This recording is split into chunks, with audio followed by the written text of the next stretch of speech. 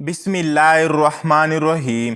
حدیث شریف میں آیا ہے کہ جب رسول خدا نے اپنی بیٹی فاطمہ رضی اللہ تعالیٰ عنہا کو امام حسن کی شہادت اور ان پر آنے والے مصیبتوں کی خبر دی تھی، جناب فاطمہ رضی اللہ تعالیٰ عنہا نے جو سنا کہ حسین 3 روز تک پیاسا رہے گا اور اس کو بڑی بے دردی کے ساتھ ذبح کیا جائے گا، پھر اس کی لاش بے گور و کفن پڑے رہے گی، تو بہت شدت سے روئی اور بولی، اے ابا، میرے حسین پر یہ واقعہ کس زمانے میں پیش آئے گا؟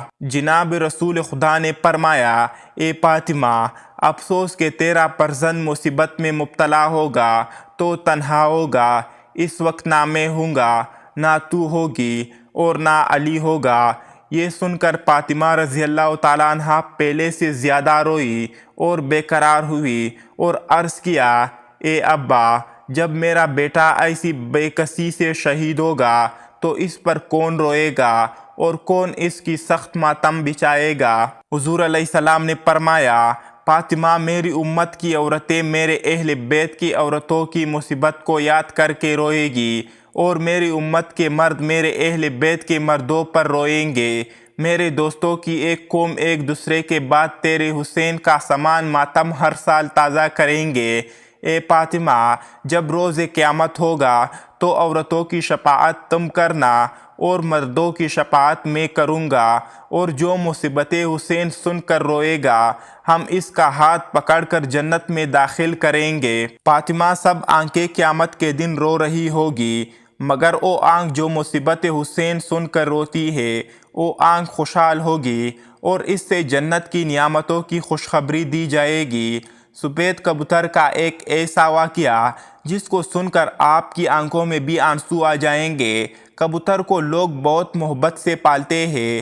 آج کا واقعہ سننے کے بعد آپ کبوتر سے بے پناہ انتہا محبت کرنے لگیں گے۔ یہ واقعہ ہے ایک کبوتر اور حضرت امام حسن علیہ السلام کا۔ 61 ہجری 10 محرم کے دن کربلا میں حضرت امام حسن علیہ السلام کا سر مبارک آپ کے بدن سے جدا کر دیا گیا۔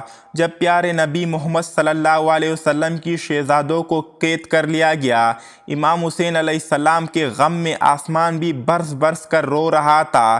10 محرم کو ایک سفید کبوتر کربلا کے میدان سے گزر رہا تھا۔ کبوتر نے دیکھا کہ کربلا کی تپتی ہوئی زمین پر رسول صلی اللہ علیہ وسلم کے نواسے کا جسم مبارک تنہا پڑا ہے۔ وہ کبوتر چیختا ہوا نیچے اتر آیا اور دوسرے پرندوں سے کہنے لگا کہ قیامت آ گئی ہے اور پیارے نبی محمد صلی اللہ علیہ وسلم کے نواسے کو کربلا میں شہید کر دیا گیا ہے۔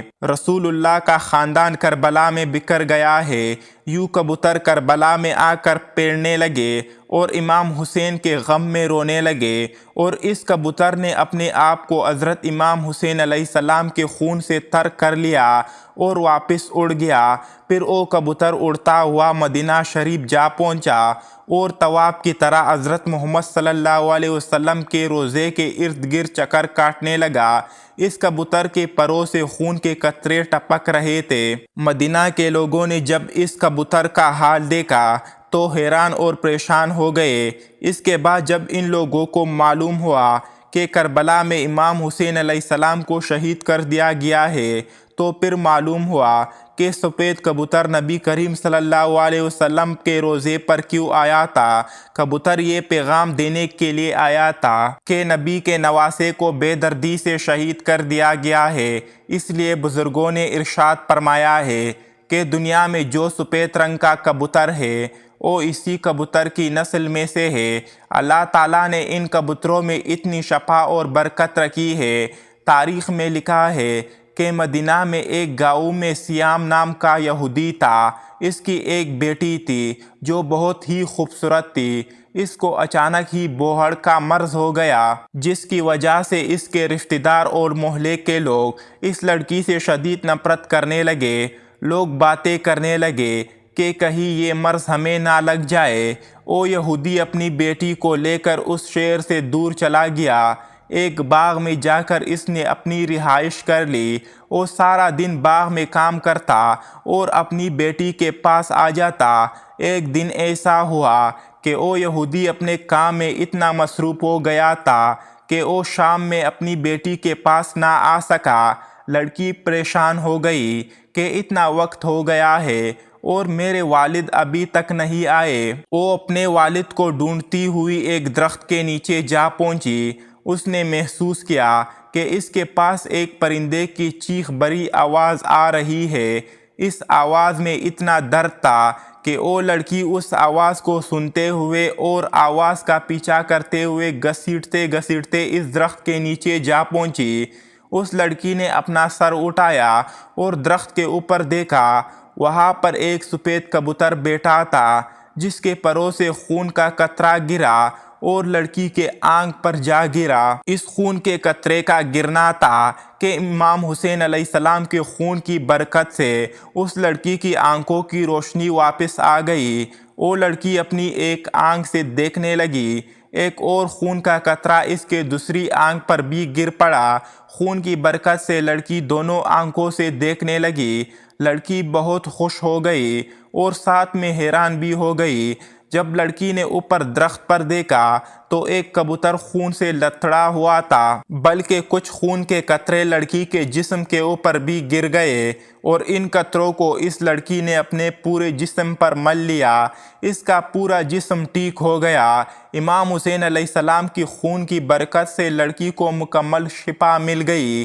اس خون میں ایسی شفا تھی کہ لڑکی پہلے سے بھی حسین ہو گئی۔ لڑکی نے اپنے باپ کو ڈھونڈا اور اس سے ساری بات بتائی اور یہ بات سنتے ہی اس کا باپ وہی مسلمان ہو گیا۔ سبحان اللہ! سلام ہو میرے پیارے نبی سرکار دو عالم حضرت محمد صلی اللہ علیہ وسلم کی خاندان پر۔ سلام ہو اس پاک خون پر جو کربلا کی بہتی ہوئی زمین پر بہتا رہا۔ حصول کے دین کو بچانے کے لیے پیارے نبی کے خاندان نے اپنی اور اپنے پیاروں کی قربانیاں دے دی۔ ہمیں قربانی بھی نہیں دینی پڑی اور اتنی آسانی سے اسلام مل گیا۔ ہم بھی کیسے لوگ ہیں پھر بھی شکر ادا نہیں کرتے۔ اللہ تعالی ہم سب کو نیک اعمال کرنے کی توفیق عطا فرمائے۔